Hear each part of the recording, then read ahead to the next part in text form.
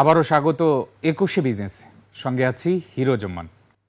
LC বা ঋণপত্র খোলার হার নেমে এসেছে ৫ বছরের মধ্যে সর্বনিম্ন পর্যায়ে। জুন মাসে এলসি খোলার পরিমাণ দাঁড়িয়েছে $৪.14 বিলিয়ন। এর চেয়ে কম এলসি খোলা হয়েছিল কোভিডের বছর অর্থাৎ ২০২০ সালের আগস্টে। ওই মাসে এলসি খোলা হয় $৩.৭ বিলিয়ন। বাংলাদেশ ব্যাংকের তথ্য বলছে, আমদানি কমে যাওয়ার জেরে আমদানি এলসি নিষ্পত্তিও প্রায় ৪.৫ বছরের মধ্যে সর্বনিম্ন অবস্থানে নেমে এসেছে। বাংলাদেশ ব্যাংকের তথ্য অনুযায়ী জুনে মোট $৪.59 বিলিয়ন এলসি নিষ্পত্তি হয়েছে, যা গত বছরের একই সময়ের $৫.33 বিলিয়ন তুলনায় 14% কম। বেসরকারি বিনিয়োগ হ্রাস, মূল্যস্ফীতি ও মজুরি বৃদ্ধির সমন্বয় না থাকা এবং সামগ্রিকভাবে দেশের ভোগ্য ব্যয় কমে যাওয়ায় এলসি খোলার পরিমাণ ক্রমাগত কমছে বলছেন সংশ্লিষ্টরা। টন প্রতি $60 বেশি দামে গমের পর ট্রাম্প প্রশাসনকে মানাতে 25টি বোয়িং বিমান কেনার প্রস্তাব দেবে ঢাকা। প্রতিটি বোয়িং বিমানের পেছনে প্রায় 4,000 কোটি টাকা গুনতে হতে পারে। সরকারের এমন পরিকল্পনা সঠিক হিসেবে মানতে পারছেন না বিশ্লেষকরা। বিমান বাংলাদেশও জানে না তাদের বহরে আরও বিমানের এই পরিকল্পনা। এদিকে শুল্ক নিয়ে যুক্তরাষ্ট্রের বাণিজ্য প্রতিনিধি দফতরের সাথে আজ ও কাল বাংলাদেশ প্রতিনিধি দলের বৈঠক হওয়ার কথা রয়েছে। সাদাত হাবিবি সেতুর রিপোর্ট। বোয়িং এর জন্য অর্ডার দিয়েছি, এরকম অর্ডার কিন্তু যেমন ভারত দিয়েছে 100টার, ভিয়েতনাম দিয়েছে 100টার। এতদিন নানা সূত্রের বরাতে ট্রাম্প প্রশাসনকে বাগে আনতে অন্তর্বর্তী সরকারের বোয়িং বিমান কিনবার পরিকল্পনার কথা শোনা গেলেও রোববার আনুষ্ঠানিকভাবে সামনে এলো এই ইস্যু। 29 আর 30 জুলাই মার্কিন ইউএসটিআর এর সাথে বৈঠকের উদ্দেশ্যে সোমবার দেশ ছেড়েছেন জাতীয় নিরাপত্তা উপদেষ্টা ডক্টর খলিলুর রহমান আর বাণিজ্য উপদেষ্টা বশিরউদ্দিন সহ 5 সদস্যের দল। সেই বৈঠকের দর কষাকষিতে থাকছে বোয়িং কেনার ইস্যু। বোয়িং এর কোনো ব্যবহার করা পুরাতন মডেলের বিমান যদি অন্য পক্ষ থেকেও কিনতে হয়, তাহলে অন্তত 1,080 কোটি টাকা ব্যয় করা লাগে। বাংলাদেশ সরাসরি বোয়িং এর কাছ থেকে নতুন বিমান কেনার প্রস্তাব করতে যাচ্ছে, যার প্রতিটির দাম কম করে হলেও 4,000 কোটি টাকা। সেই হিসাবে 25টি বিমানের বিপরীতে বাংলাদেশের খরচ হতে পারে 1 লক্ষ কোটি টাকা, যা দেশের সবশেষ বাজেটের 8 ভাগের 1 ভাগ। আপনি আজকে আমেরিকা ইউএস বলল, কাল যদি ইউরোপিয়ান ইউনিয়ন বলে যে আমার দেশে আমার ইউনিয়নের একটা এয়ারক্রাফটের সাথে তোমরা কথাবার্তা বলছো না, যদি নাও তাহলে আমিও ইমপ্রেস করবো, তখন আপনি কোথায় যাবেন? বোয়িং কিনে যদি আমাদের এই বাণিজ্য ঘাটতি কমাতে হয়, এর চেয়ে দুর্ভাগ্য আর হবে না। কারণ এই মুহূর্তে আমাদের বোয়িং কিনে ব্যবহার করা এবং ঋণ করে এটা ব্যবহার করার মতো সামর্থ্য নেই।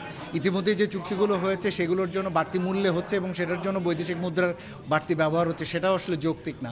এদিকে যেই মডেলের উড়োজাহাজই কেনা হোক না কেন, তা ব্যবহার করবে বিমান বাংলাদেশ। যদিও এই বোয়িং কেনার সরকারি সিদ্ধান্তের কথা আনুষ্ঠানিকভাবে জানেন না তারা। বর্তমানে বিমান বাংলাদেশ এয়ারলাইন্সের বহরে 14টি বোয়িং এবং 5টি -8-400 সহ মোট 19টি উড়োজাহাজ রয়েছে। 2034 সালের মধ্যে 47টি উড়োজাহাজের বহর তৈরির লক্ষ্য তাদের। আমার ধারণা যে পণ্য আমদানির চেয়ে এখন বিনিয়োগ সহায়ক যে জায়গাগুলো দীর্ঘমেয়াদে বাণিজ্য ঘাটতি কমাতে হেল্প করতে পারে সেই বিষয়গুলো দেখা। Say for example we have money, আমি এই বছরে 3.3 বিলিয়ন দিয়ে দিলাম, তো পরের বছর তো আবার ট্রেড ডিফিসিয়েন্সি হবে। Can you maintain this thing? Every year you cannot purchase 25 aircraft.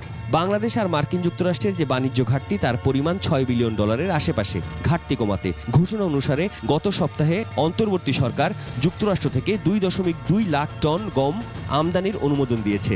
Ukraine ও রাশিয়ায় আরও সস্তায় গম পাওয়া গেলেও গড়ে টন প্রতি $60 বেশিতে আমেরিকা থেকে গম কিনছে অন্তর্বর্তী সরকার। সাদাত হাবিবি সেতু, 21শে টেলিভিশন, ঢাকা। বিশ্বের শীর্ষ বিমান নির্মাতা এবং মহাকাশ সংস্থা বোয়িংয়ের যাত্রা শুরু একটি একক ইঞ্জিন 2 আসনের সি প্লেন তৈরির মাধ্যমে। 1916 সালের 15 জুলাই উইলিয়াম বোয়িং এই কোম্পানি প্রতিষ্ঠা করেন।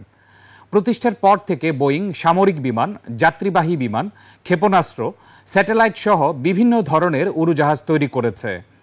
নতুন মডেলের একটি বোয়িং বিমানের দাম $30 থেকে $40 কোটি, বাংলাদেশি মুদ্রায় যা প্রায় 4,000 কোটি টাকা। বিস্তারিত আফসানা নীলার ডেস্ক রিপোর্টে। বোয়িং সবচাইতে বড় আন্তর্জাতিক বিমান নির্মাতা প্রতিষ্ঠান। বিশ্বের বিভিন্ন দেশে বিমান বিক্রি আর পরিষেবা দেয় মার্কিন যুক্তরাষ্ট্রে প্রতিষ্ঠিত নিজস্ব মালিকানাধীন এই কোম্পানি। সংস্থাটির ওয়েবসাইটের তথ্য মতে সাধারণত ১৫০টিরও বেশি দেশে বোয়িংয়ের বিমান রয়েছে এবং বিভিন্ন বিমান সংস্থা ও সরকারি গ্রাহকদের কাছে বোয়িং বিমান সরবরাহ করছে, যার মধ্যে ৬৫টিরও বেশি দেশে তাদের কর্মচারী এবং কার্যক্রম রয়েছে। বোয়িংয়ের বিমান সাধারণত বিশ্বের বিভিন্ন বিমান সংস্থার বহরে দেখা যায়। এছাড়াও বোয়িং বিভিন্ন দেশের সরকার এবং সামরিক বাহিনীর জন্য বিমান সরবরাহ করে থাকে।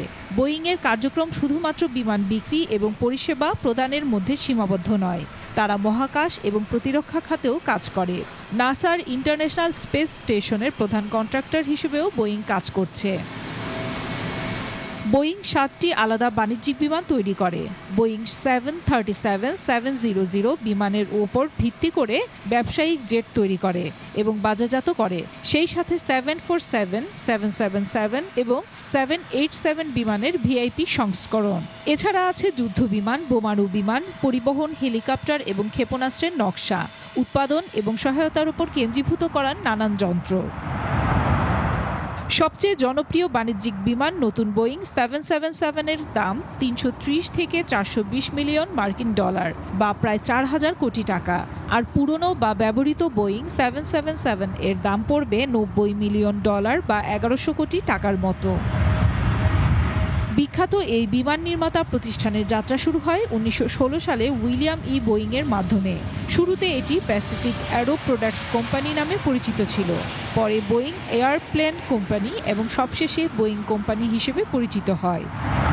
আফসানা নীলা, ডেস্ক রিপোর্ট, ২১শে টেলিভিশন। কিশোরগঞ্জে নিত্যপণ্যের বাজার কিছুটা ওঠানামা করলেও সহনশীল রয়েছে সবজির দাম। টানা বৃষ্টির কারণে কাঁচামরিচের দাম কিছুটা বেড়ে প্রতি কেজি ১৬০ টাকায় বিক্রি হচ্ছে, তবে বাড়েনি অন্যান্য সবজির দাম। সব ধরনের সবজি বিক্রি হচ্ছে ৪০ থেকে ৬০ টাকা কেজি দরে। স্থিতিশীল রয়েছে ডিম ও মুরগির দাম। এদিকে মাছের পর্যাপ্ত আমদানি না থাকায় খুচরা বাজারে বেড়েছে মাছের দাম। ক্রেতারা এ দামে সন্তুষ্ট না থাকলেও ব্যবসায়ীরা বলছেন বাজার স্থিতিশীল।